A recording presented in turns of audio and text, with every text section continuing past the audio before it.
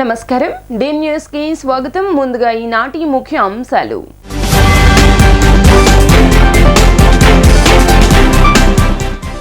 Division Bombay colony G block F block area నందు division సమస్యలు తెలుసుకోవడానికి సంబంధిత అధికారులతో కలిసి పర్యటించిన central MLA Bonda Uma. BJP ఆధ్వర్యంలో విజయవాడలో కార్గిల్ విజయోత్సవ ర్యాలీ. నున్న పోలీస్ స్టేషన్ నుండి పైపుల రోడ్డు సర్కిల్ వరకు జరిగిన ర్యాలీలో పాల్గొన్న పలు పాఠశాల విద్యార్థులు. గొల్లపూడిలోని పార్టీ కార్యాలయంలో మీడియా సమావేశాన్ని నిర్వహించిన మాజీ మంత్రి దేవినేని ఉమామహేశ్వరరావు. 60వ division Bombay colony G block F block area నందు డివిజన్ సమస్యలు తెలుసుకోవడానికి సెంట్రల్ ఎమ్మెల్యే బోండా ఉమా సంబంధిత అధికారులతో కలిసి పర్యటించారు. ఈ సందర్భంగా ఆయన మాట్లాడుతూ రాష్ట్రంలో ప్రజా పరిపాలన మొదలైందని, సెంట్రల్ నియోజకవర్గంలోని డివిజన్లలో సమస్యలు తెలుసుకోవడానికి పర్యటిస్తున్నప్పుడు గత వైసీపీ ప్రభుత్వ కాలంలో ఉన్న సమస్యలు గుట్టలుగా కనబడుతున్నాయన్నారు. సెంట్రల్ నియోజకవర్గంలో గత వైసీపీ ప్రభుత్వంలో అభివృద్ధికి నోచుకొని స్కూల్స్, పార్కులలో ఆకతాయిలు, గంజాయిలు తాగుతూ మత్తు పదార్థాలు తీసుకుంటూ ఆవాసాలుగా మార్చుకున్నారన్నారు. టీడీపీ అధికారంలోకి వచ్చాక గంజాయిని నిర్మూలించడానికి ఉక్కుపాదం మోపడం జరిగిందన్నారు. రాష్ట్రంలోనే గంజాయి ఎక్కడా లేకుండా చేయాలని CM Chandrababu, Pawan Kalyan, home minister Anitha ఎక్కడ గంజాయి కనిపించినా కూడా పోలీసులను ఉపేక్షించవద్దని ఆదేశాలు జారీ చేయడం జరిగిందంటూ గుర్తు చేశారు.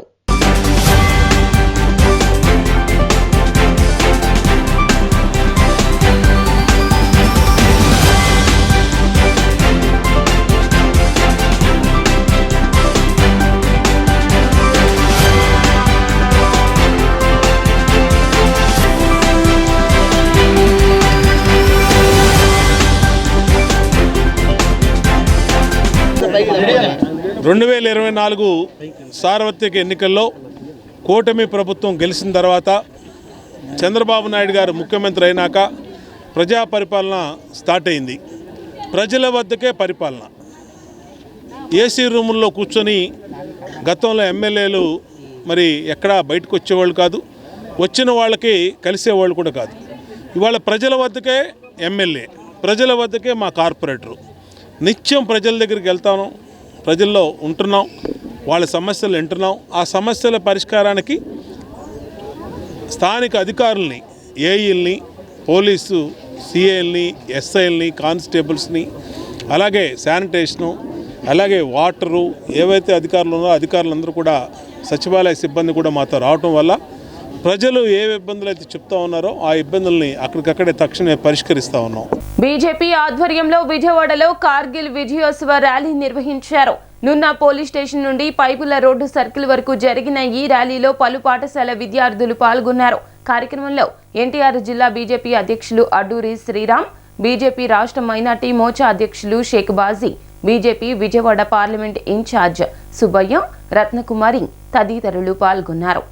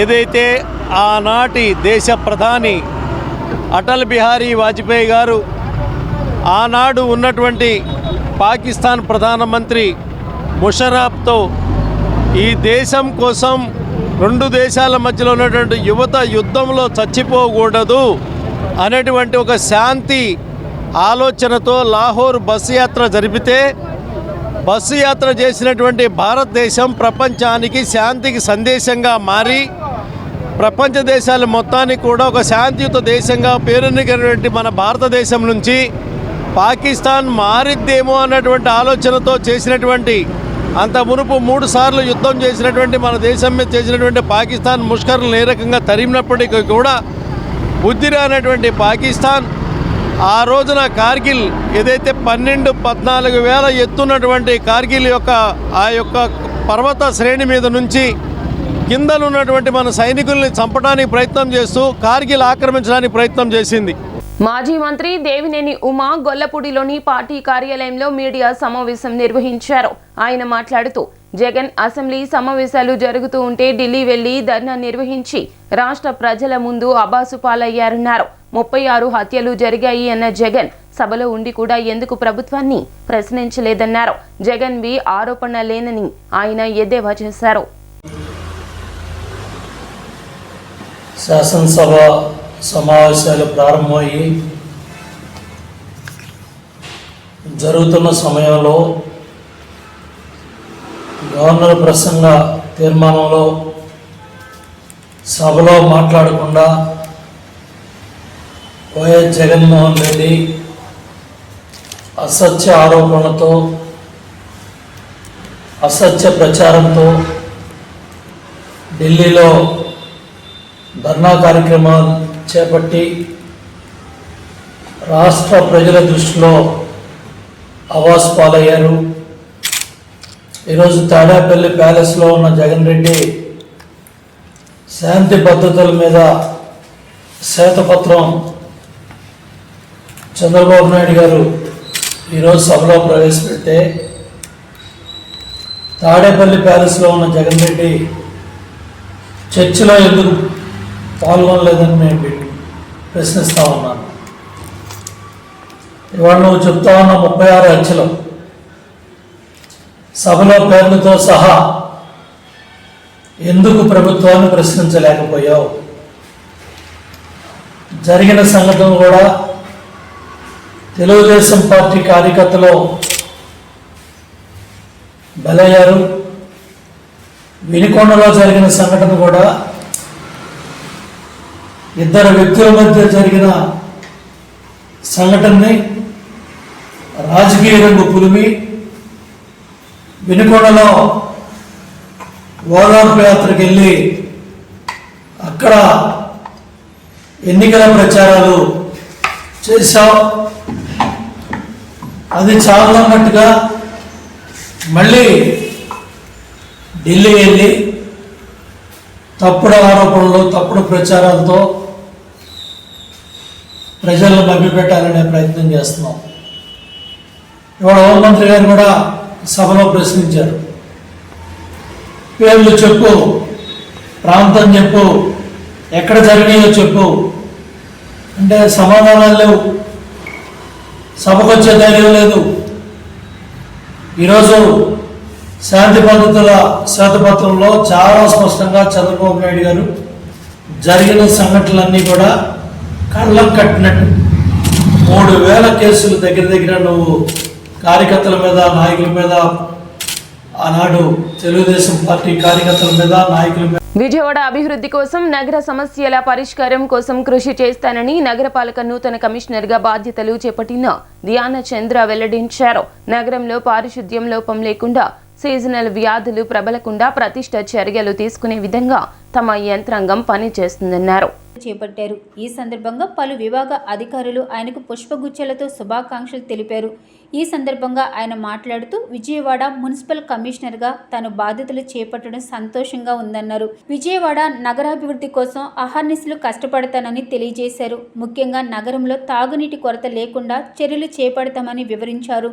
నగరంలో పారిశుద్ధ్యం లోపం లేకుండా సీజనల్ వ్యాధులు ప్రబలకుండా అనేక చర్యలు చేపట్టే విధంగా కార్యాచరణ చేస్తామని వెల్లడించారు. నగరాభివృద్ధిలో విజయవాడను ప్రప్రథమంగా చేయడానికి సాయశక్తులా కృషి చేస్తానని పేర్కొన్నారు. నా పేరు ధ్యానచంద్ర. నేను ఈరోజు విజయవాడ మున్సిపల్ కమిషనర్గా జాయిన్ చేయడం జరిగింది. దీని ముందు నేను జాయింట్ కలెక్టర్ తిరుపతిగా పనిచేశాను. ఆల్మోస్ట్ ఒక 4.5 years బ్యాక్ నా ట్రైనింగ్ పీరియడ్ అయిన తర్వాత ఫస్ట్ పోస్టింగ్ నేను సబ్ కలెక్టర్ విజయవాడ చేశాను, ఒక 2 years. సో సో కాబట్టి ఈరోజు మళ్ళీ విజయవాడ మున్సిపల్ కమిషనర్గా రావడం చాలా హ్యాపీగా ఉంది. సో రెండోది ఏంటంటే మనకి మున్సిపల్ కార్పొరేషన్ ఏరియా అనేది నాకు కొత్తది కాకపోయినా మన ఒక ఆఫీసర్ లైఫ్లో మున్సిపల్ కమిషనర్గా చేయడం అనేది చాలా ఒక మంచి అవకాశం అని నేను భావిస్తున్నాను. సో విజయవాడ మున్సిపల్ కమిషనర్గా ముఖ్యంగా నా ఫోకస్ వచ్చేసి శానిటేషన్ న్యాచురలీ. సో శానిటేషన్లో కూడా ఇప్పుడు దాకా మంచిగా జరిగింది. ఇంకా వచ్చే రోజుల్లో కూడా మళ్ళీ ఇంకా మంచిగా చేయడానికి ఎంటైర్ కార్పొరేషన్ ఎఫర్ట్ పెడుతుంది అని నేను చెప్తున్నాను. అలాగనే చిన్న చిన్న గ్యాప్లు, చిన్న ఏమైనా ఇంటర్వెన్షన్ మా వైపు నుంచి ఏమైనా లోతులు ఉన్నా కూడా కంటిన్యూస్ ఎఫర్ట్ పెడుతూ ఎంటైర్ ఏరియాలో మాకున్న 65 వార్డులో కూడా శానిటేషన్ పరంగా మనము నేషనల్ స్టాండర్డ్స్కి ఎఫర్ట్ పెట్టే అవకాశం కూడా మనము ఈరోజు తీసుకోవాలని అనుకుంటున్నాము. అలాగనే రెండోది ముఖ్యంగా నాకు డ్రింకింగ్ వాటర్ సప్లై అనేది మీరు అందరూ చూస్తున్నారు. చాలా కేసెస్ వస్తున్నాయి, డయేరియా కేసెస్. చిన్నగా డ్రింకింగ్ వాటరు అలాగే సీవేజ్ లైన్స్ మన ఏదైనా మిస్ మ్యాచ్ అయ్యి క్రాస్ అయ్యి ఏదైనా కంటామినేట్ అయితే కూడా డ్రింకింగ్ వాటర్ సమస్యలు వస్తే స్పెషల్లీ చిన్నపిల్లలకి డయేరియా కేసెస్ వచ్చే ఛాన్స్ ఉంది. ఎనీవే డ్రింకింగ్ వాటర్ అనేది చాలా ముఖ్యం. ఇవి కూడా డ్రింకింగ్ వాటర్ విషయం పైన ఇంకా ఎక్కువ సరఫరా చేయడం కూడా ఆల్రెడీ 150 LPCD ఇస్తున్నాము. దీన్ని కూడా ఇంకా పెంచడానికి చర్యలు తీసుకోవాలి. అలాగనే దీన్ని వచ్చే సివరేజ్ వాటర్ని కూడా ట్రీట్మెంట్ పైన ఇంకా మంచిగా చర్యలు తీసుకోవాలని వచ్చే రోజుల్లో మనం చర్యలు తీసుకోలేకపోతున్నాము. విజయవాడ పార్లమెంట్ వైసీపీ అభ్యర్థి కేశినేని శ్రీనివాస్కు తన సీరియల్ నెంబర్ ఇచ్చారని, దీనివల్ల తన అభ్యర్థిత్వానికి అన్యాయం జరిగిందని స్వతంత్ర అభ్యర్థి దేవరపల్లి మల్లికార్జునరావు ఆరోపించారు. ప్రెస్ క్లబ్లో జరిగిన విలేకరుల సమావేశంలో ఆయన మాట్లాడుతూ తనకు జరిగిన అన్యాయాన్ని రాష్ట్ర ప్రజల దృష్టికి తీసుకుని వెళ్లనున్నట్లు ఆయన తెలిపారు. పోలింగ్కు ముందే తాను రిటర్నింగ్ అధికారికి ఫిర్యాదు చేసినా పట్టించుకోలేదన్నారు. జిల్లా కలెక్టర్ సిపికి ఫిర్యాదు చేసినా ప్రయోజనం లేకపోయిందన్నారు. తనకు జరిగిన అన్యాయాన్ని అందరికీ తెలియచేయడమే తన ఉద్దేశ్యమని మహేష్ విలేకరులకు వెల్లడించారు. జరిగిన విలేకరుల సమావేశంలో ఆయన మాట్లాడుతూ తనకు జరిగిన అన్యాయాన్ని రాష్ట్ర ప్రజల దృష్టికి తీసుకెళ్లనున్నట్లు ఆయన తెలిపారు. పోలింగ్కు ముందే తాను రిటర్నింగ్ అధికారికి ఫిర్యాదు చేసినా పట్టించుకోలేదన్నారు. జిల్లా కలెక్టర్ సిపికి ఫిర్యాదు చేసినా ప్రయోజనం లేకపోయిందన్నారు. తనకు జరిగిన అన్యాయాన్ని అందరికీ తెలియపరచడమే తన ఉద్దేశమని మహేష్ విలేకరులకు వివరించారు.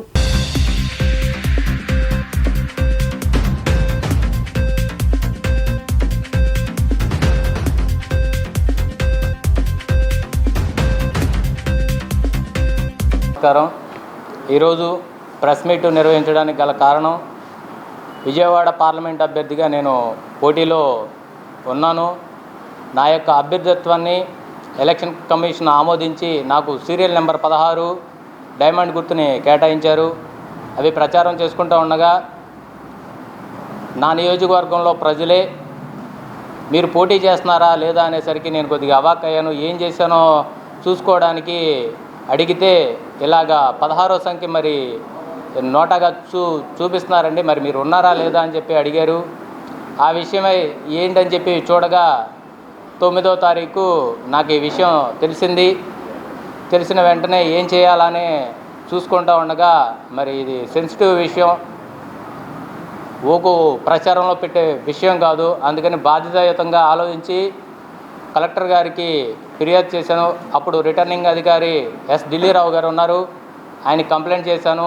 పోలింగ్కి ముందే అంటే 10వ తారీఖు పోలింగ్ అయిపోయిన తర్వాత కూడా ఆయన దీని మీద యాక్షన్ తీసుకోలేదు. యాజ్గా రూల్ అయితే ఉంది. అందరికీ కూడా సెట్ ఆఫ్ గైడ్లైన్స్ ఇచ్చారు. 2 బుక్స్ ఇచ్చారు ఎలక్షన్ కమిషన్కి సంబంధించి. అవి అభ్యర్థి చేసినా, వెనకాల ఉన్న కార్యకర్తలు చేసినా, అభిమానులు చేసినా రూల్స్ అగెనిస్ట్కి వెళ్తే అది తప్పే అనే సెక్షన్ ఉంది. అది కూడా ఆయన చూసుకోకుండా 24వ తారీఖు వరకు ఆయన ఏ విధంగా ఆయన ఫిర్యాదు చేసినా పట్టించుకోలేదు. కాబట్టి మళ్ళీ ఇంకొకసారి ఫిర్యాదు చేసి రిజిస్టర్ పోస్ట్ కూడా చేశాను. 31వ తారీఖు ఆయన కేశినేని శ్రీనివాస్ గారికి నోటీస్ పంపారు. ఆయన పోలింగ్ అయిపోయి రిజల్ట్ కూడా వచ్చేసిన తర్వాత 7వ తారీఖు రిప్లై ఇచ్చారు. మరి 9వ తారీఖు 10వ తారీఖు ప్రత్యక్ష రాజకీయాల నుంచి కూడా తప్పుకుంటున్నట్టు ప్రకటించారు.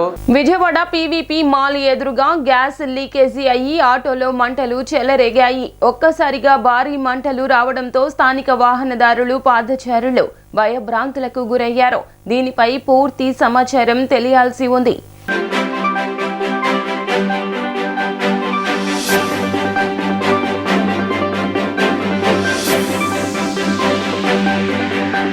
విజయవాడ రైల్వే డివిజన్ పరిధిలో బడ్జెట్ కేటాయింపుల వివరాలను రైల్వే శాఖ వెల్లడించింది. అమరావతి నూతన రైల్వే మార్గం నిమిత్తం 2047 కోట్లు, విజయవాడ గుంటూరు 3వ లైన్ పనుల నిమిత్తం 500 కోట్లుగా ప్రకటించింది. ఐఆర్సీటీసీ ఆధ్వర్యంలో ఏర్పాటయ్యే వంటశాలలో విజయవాడ పరిధిలో కేటాయించినవి 27. అమృత్ భారత్ పథకం కింద విజయవాడ పరిధిలో ఎంపికైన స్టేషన్లో 23గా స్పష్టం చేసింది.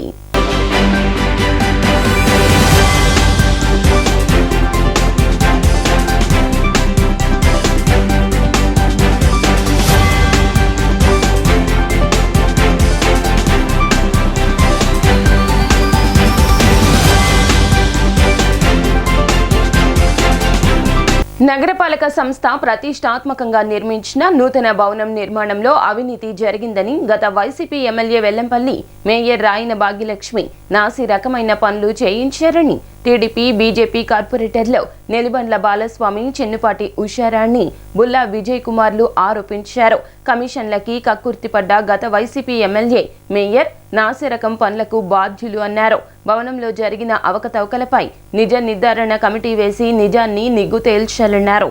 నగరపాలక సంస్థలు నూతనంగా నిర్మించిన భవనాన్ని టీడీపీ బీజేపీ కార్పొరేటర్లు నెలిబండ్ల బాలస్వామి, చెన్నుపాటి ఉషారాణి, బుల్లా విజయ్ కుమార్ గురువారం పరిశీలించారు. భవన నిర్మాణంలో నాసిరకం మెటీరియల్ వాడారని, ప్రతి పనిలో కమిషన్ల కోసం కక్కుర్తిపడి నాణ్యత ప్రమాణాలు పాటించలేదని ఆరోపించారు. ఈ విషయమై మీడియాతో మాట్లాడుతూ గత YCP MLA Vellampalli Srinivasa Rao, mayor Rayana Bhagyalakshmi భవన నిర్మాణ పనులలో అవినీతికి పాల్పడ్డారని, భవనంలో జరిగిన నాసిరకం పనులకు వారిని బాధ్యులు చేయాల్సిన అవసరం ఉందన్నారు. కమిషన్ల కోసం అవినీతికి పాల్పడ్డారని వివరించారు.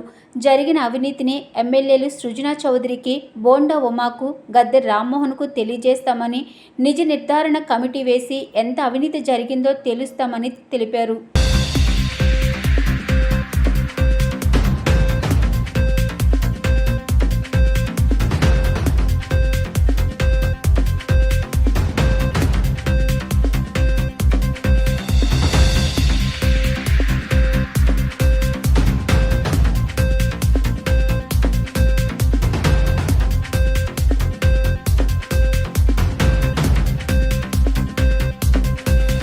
కార్పొరేషన్లో కొత్తగా నిర్మించినటువంటి భవనం 9 అంతస్తుల భవనం ఇది. దీంట్లో 5 అంతస్తులు ఇప్పుడు కంప్లీట్ అయినాయి. దాంట్లో 2 ఫ్లోర్లు పరిపాలనా విభాగానికి సంబంధించినటువంటి అధికారులకి, ఆఫీసులకి అన్నిటి కూడా కేటాయించడం జరిగింది.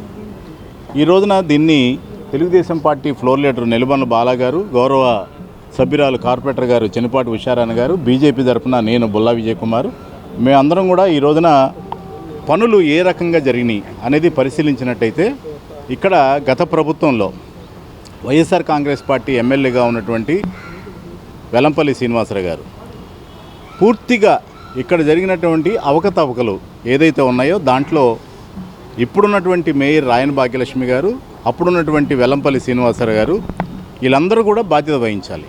నాసి రకమైనటువంటి టోటల్గా ఈవెన్ పెయింట్ కానీ, లేకపోతే వుడ్ విషయంలో కానీ, డోర్ల విషయంలో కానీ, ఏసీ విషయంలో కానీ, కరెంటు విషయంలో కానీ అన్నీ కూడా అవకతవకలు జరిగినాయి. అత్యంత ప్రాధాన్యత కలిగినటువంటి ఈ నూతన భవనాన్ని ఈరోజు పరిశీలించడానికి బీజేపీ కార్పొరేటరు మా సోదరుడు బుల్లా విజయ్ కుమార్ గారు, మా సోదరుని చెన్నుపాటి ఉషారాణి గారు కార్పొరేటర్ గారు, నేను వచ్చి నిర్మాణం జరిగినటువంటి ఫ్లోరుల్లో వర్కులు ఎలా జరిగినాయి అనేది పరిశీలించాం. అనేక మంది ప్రజలు కూడా మేము కార్పొరేషన్కి వెళ్తే ప్రధానమైనటువంటి ఆఫీసులన్నీ కూడా 2nd ఫ్లోర్లో ఉన్నాయి, లిఫ్ట్ పని చేయట్లేదు, 2 ఫ్లోర్లు పైకి ఎక్కేలాల్సి వస్తుంది. మరి అత్యాధునిక భవనం అన్నారు, ఇంతవరకు లిఫ్ట్ పనులు కూడా అవ్వలేదని చెప్పి మా దృష్టికి తీసుకురావటం.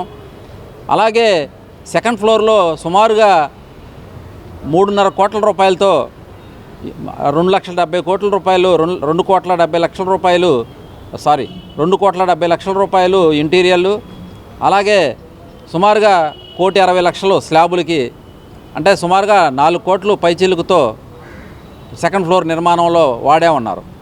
ఇంటీరియర్ చూస్తే కనుక అంతా నాసిరకమైనటువంటి మెటీరియల్. వార్తలు ముగించే ముందు ముఖ్య అంశాలు మరోసారి.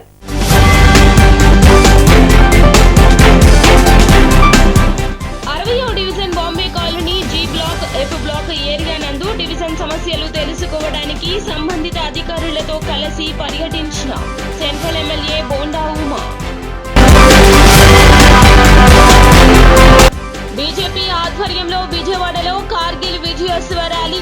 నున్న పోలీస్ స్టేషన్ నుండి పైపుల రోడ్డు సర్కిల్ వరకు జరిగిన ర్యాలీలో పాల్గొన్న పలు పాఠశాల విద్యార్థులు. గొల్లపూడిలోని పార్టీ కార్యాలయంలో మీడియా సమావేశాన్ని నిర్వహించిన మాజీ మంత్రి దేవినేని ఉమామహేశ్వరరావు. డి న్యూస్ సమాప్తం. నమస్కారం.